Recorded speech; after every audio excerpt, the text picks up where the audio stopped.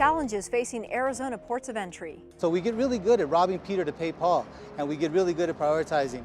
Factors that drive migration, past and present. This is the result of border enforcement. This is the border working. Insight into how cartels operate in the Southwest. They know what the capacity is of our judicial system. Hello and welcome to Arizona 360. I'm Lorraine Rivera. Thank you for joining us. This week we're in Nogales, Arizona. As part of our continuing coverage of the border, we're looking at factors that drive the steady rise of asylum seekers and the ripple effect felt at ports of entries across the state. That includes hearing from Arizona's new head of ports about those challenges. First, some key figures to keep in mind. According to Customs and Border Protection, more than 1,000 officers and support staff work at the state's 8 international ports of entry at the border and in airports. About 25 million crossings occur at the border annually. Goods worth more than $20 billion in international trade also pass through. Ports in Nogales see the most traffic. During the busy season for produce shipments, workers at the Mariposa Port of Entry can process around 1,600 trucks a day. It's here we met with Guadalupe Ramirez, who became the director of field operations in Arizona last month. Guadalupe, you've been working in customs for more than 30 years. How important are things like infrastructure, for example, here in Mariposa? Oh, it's critical. I mean, when you look at what happened here when we went from 4 cargo lanes to 8, from 4 passenger lanes to 12, plus a separate bus processing area, what it allows us to do as far as facilitating travel and trade, plus our enforcement operations, we're able to install new equipment, new technology. That technology really frees up the officer to conduct their inspections in a much faster and much more efficient and effective manner. When I started, you had to type in every license plate, and that's pretty much all you had. And today, as the travelers move forward, all that information is pretty much picked up electronically. And even though it seems like we're taking time, really it's about 1.5 minutes average that a car sits on primary. The trucks coming in, if they're not inspected, it's just minutes from gate to gate. And all that is because of our ability to get, especially in the cargo environment, that advanced information, be able to process that and target the high-risk shipments before they even arrive. And that's what new facilities allow you to have more throughput, faster, and keep that enforcement balance. Customs officers fill many roles, from overseeing traffic at the ports to inspecting tons of cargo each day. Officers need a keen eye to flag produce that may contain harmful pests, counterfeit accessories, and drugs hidden in everyday items. What does it tell you when the smugglers continue to try to push loads through ports of entry when they know that you guys have so many pieces of technology and people who are here to find it? Well, it's a business, and there's a lot of profit in the product that they're moving, and there's a high demand for it in the United States. The demand is there, and as long as the demand is here, they're going to find ways to move their product. And they have a lot of time and money to spend on taking legitimate products and putting narcotics in them. It was a shipment that when it arrived, it looked like a regular shipment of Coke bottles. But it's paint. It's paint on the inside. And so you have a whole shipment of Coca-Cola. But when you took a closer look at it, it really wasn't, it was only paint on the tops, nothing on the bottom. So all the narcotics was underneath. That looks very similar to what you buy in the store. Right? And that's what they go for. And the same thing with fire extinguishers inside the cabs of trucks. That one had heroin in it. The oil filters, the batteries. They'll put a smaller battery, just enough to crank the engine, and they'll use the rest of the battery for narcotics. These cans that look, you would think that they're sealed professionally at a factory or whatever. They had been compromised, narcotics in there, and resealed. So they take their time, they study our operations, and like I said, they're very creative. Out of more than 300 ports across the country, ports in Nogales have the 3rd highest seizure rates for meth and opioids. Nogales Port Director Mike Humphreys explained how officers make daily busts, everything from marijuana to heroin, cocaine, and fentanyl, trafficked in vehicles and on people. Beyond primary, when a vehicle gets released, we have our more layered enforcement where we have canine teams, we have our enforcement officers, they get a second and third look at a car. We have our low energy X-ray that vehicles may go through. So we're trying to get 4 or 5 looks at each car. Not only are your officers monitoring what is headed northbound, they're also keeping an eye on things southbound. Just this week we saw a load involving guns and money. How frequently does that happen? Not as often as we'd like. Again, we have to prioritize. We do go to our outbound lanes. We're not there 24/7 as we'd like to be. We are still short-staffed in Arizona and in Nogales. So again, we have to balance everything we do. We do some outbound, but we're not doing it all the time. And for people who don't understand how this works, but whatever ends up making its way north into the United States, it gets paid for and then it has to come back. Correct. Drugs northbound, money, ammunition, firearms southbound. There's also stolen vehicles.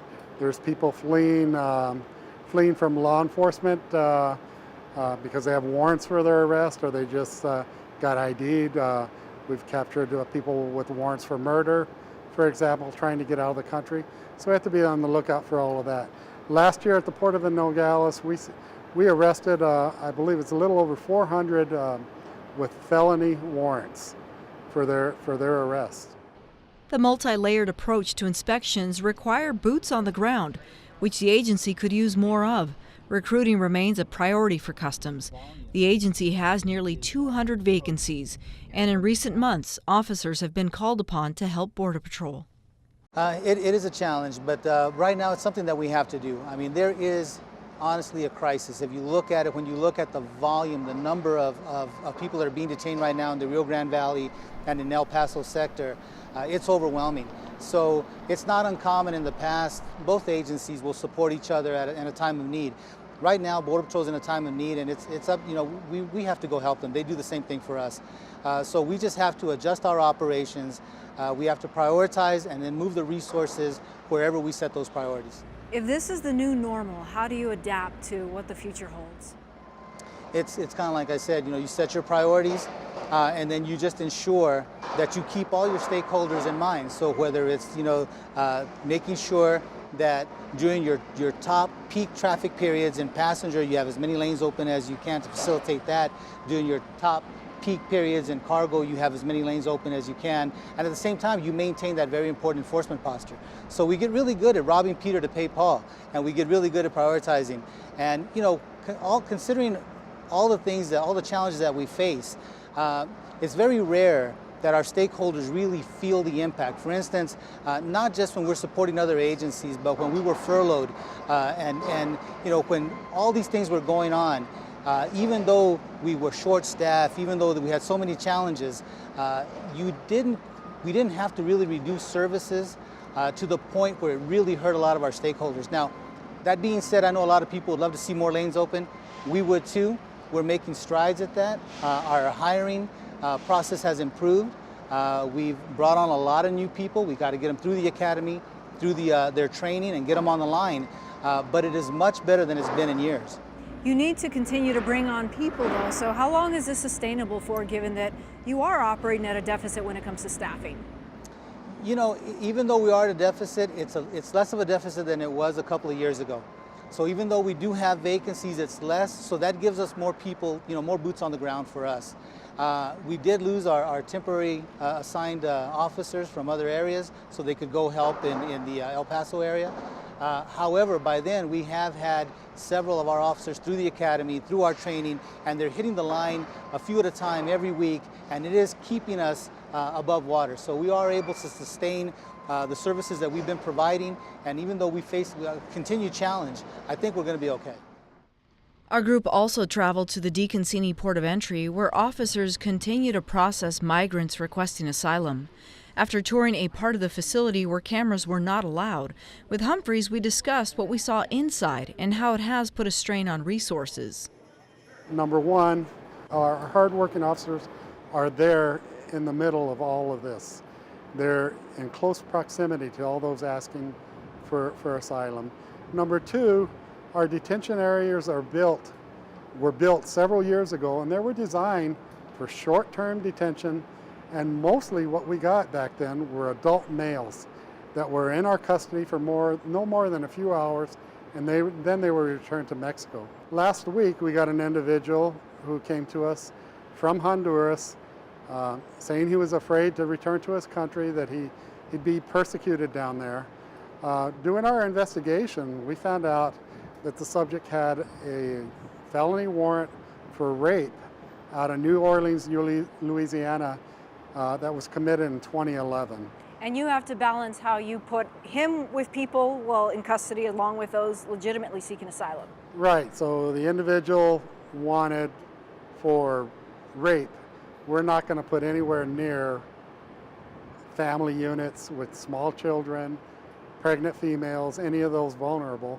So now in a detention area where I normally could house maybe 15 people, I've got to isolate this person. He's a dangerous individual, and we can't afford to place him with anybody else, with a family unit or a juvenile. We've got a bad rap in the media before, and I just, ripping kids from parents' hands, stuff like that. I've seen them go to McDonald's and get Happy Meals for small children who are missing their parent. We didn't, they came to us. We took them into custody. We're caring for their nourishment. We're caring for their medical needs. We're getting them processed as expeditiously as possible, and then we're getting them onto ICE. We're very compassionate. We're very caring. The number of families apprehended along the southwest border is up 400% over CBP's last fiscal year. Back in our studios, we heard from one expert who doesn't agree with rhetoric that paints it as a crisis. Elizabeth Oglesby researches human rights in Central America at the University of Arizona Center for Latin American Studies. She explained how border security policies have contributed to the migration influx. We've had high numbers of Central Americans coming to the United States for decades. In the 1980s, during the civil wars in Central America, where people were fleeing massacres and repression, but also in the 1990s and the early 2000s, where people came for mostly economic reasons. We had very high numbers of Central Americans. So Central Americans have been in this country for decades. In the 1990s, we didn't call it a crisis, right? So what we're seeing now is perhaps a shift in the characteristics of that migration, where in the past people would come usually as single adults, mostly men but some women. They would come back and forth, they would work for a while and then go back to Central America. But now with the increased border enforcement, that's more difficult, almost impossible for people. It's more expensive to make the journey, it's riskier to make the journey. So in many ways what we're seeing now is efforts at family reunification, right? So it is in some sense not the border breaking, but this is the result of border enforcement. This is the border working. So that's why I'm very hesitant to call it a crisis, because this is actually, at least in large part, being produced by the very policies of border enforcement that we've had in Arizona for the past couple of decades. So unpack this for me. The border is working. What does that mean to the viewer sitting at home and wondering, border security or border policy? Can you explain that? So the fact that we've had a border wall here since the 1990s, at least in urban areas, we've had increased enforcement, increased security along the border. What that has meant is that people have not been able to go back and forth the way they used to. So in order for families to be together, women and children also come, right? So the border enforcement that we've had, and the theory behind it, which is that if you make things as difficult as possible for people, if you ratchet up the punishment against people, if you make them wait in Mexico, if you threaten to take away their children, that will stop migration. Now, that's been shown to be wrong. It doesn't stop migration, but it can change it, sometimes in unintended ways. And so that's partially what we're seeing now. I know that you've been analyzing migration patterns for some time now. Have this word that we hear that people are being charged or they're paying fees to cross through certain areas, has that always been the reality? What's happening now is that The Trump administration is holding people back in Mexico through a policy called metering. So people, even if they come to the official point of entry in Nogales, they sometimes have to wait 2 months or even longer before they can even make their petition for asylum, right? And so for families with children, that might not be sustainable. Where are you going to stay with your children for 2 or 3 months in Nogales? And so that explains why people are continuing to cross in the desert. How likely is this to continue based on your studying migration patterns and the factors that you said have contributed to it? I mean, what's likely to change that could impact the way this is sort of unraveling itself? Well, the characteristics of migration that we're seeing now from Central America are both the result of conditions in Central America, but they are also a result of U.S. border policy. So both of those things would have to change. Also, U.S. policy should support efforts in Central America to address the root causes of migration. And specifically, we should be supporting anti-corruption efforts in Central America and efforts to combat organized crime in Central America, because those are really the roots of what we're seeing. Now, it's really, really important to understand that Central Americans are addressing these issues. They're addressing these issues in terms of trying to prosecute organized crime and trying to investigate corruption. And up until the last year, U.S. has been supporting those efforts. But for some reason, the Trump administration has done a 180 and we've backed away from that. And that's really a very serious mistake on our part. Okay. Dr. Oglesby, thank you. Arizona's southern border with Mexico falls into Sinaloa cartel territory. Cartels control the routes used by migrants to reach the U.S., and they're profiting off the surge. Tony Colson retired as head of the Drug Enforcement Administration in Tucson and now consults law enforcement agencies. In our studio, he discussed when cartels added human smuggling to their business model. Prior to the mid-2000s, the human trafficking organizations along the border were pretty independent of the drug trafficking organizations. That paradigm changed when Chapo took control of this border area.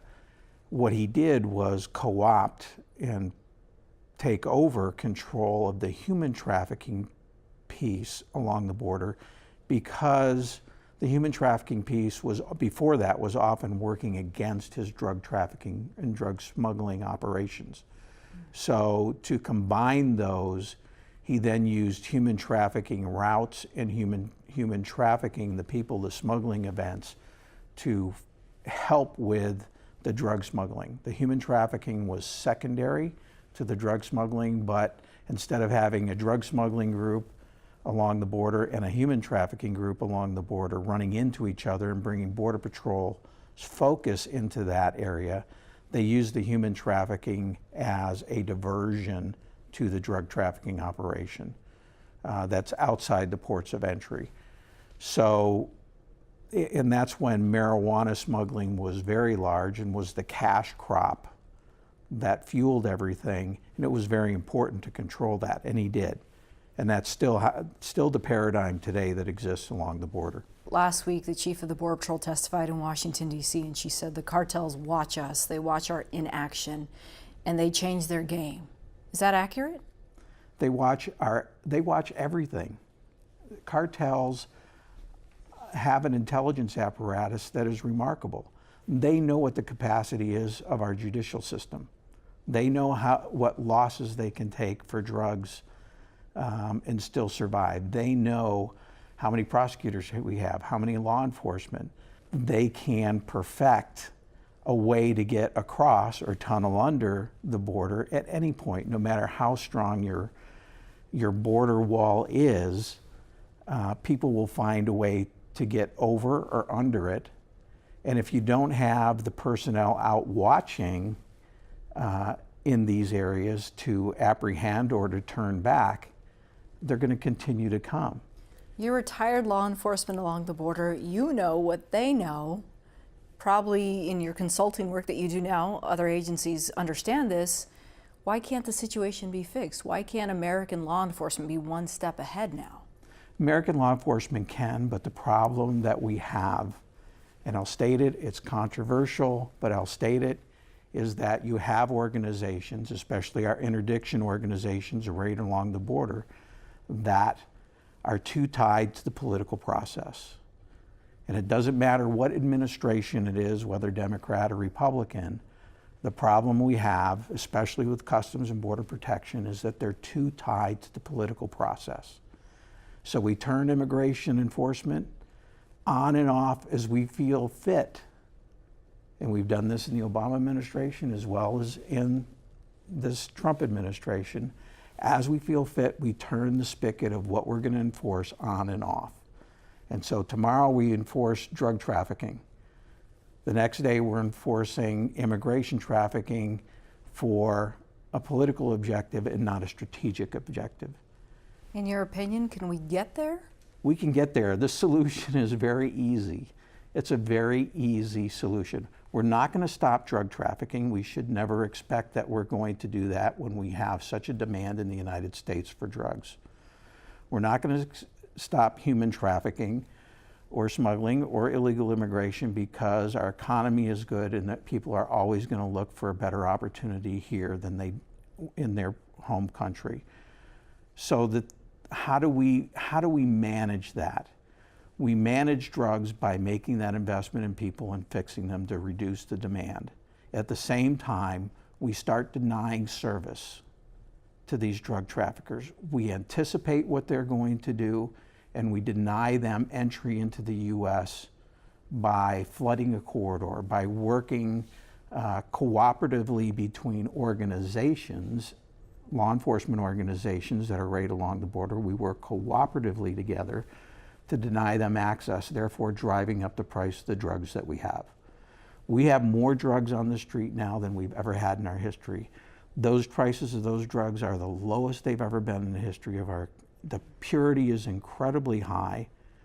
Those are all bad indicators of where we are in terms of a nation with drugs. And it's got to start with an investment in fixing people. Okay, Tony, thank you.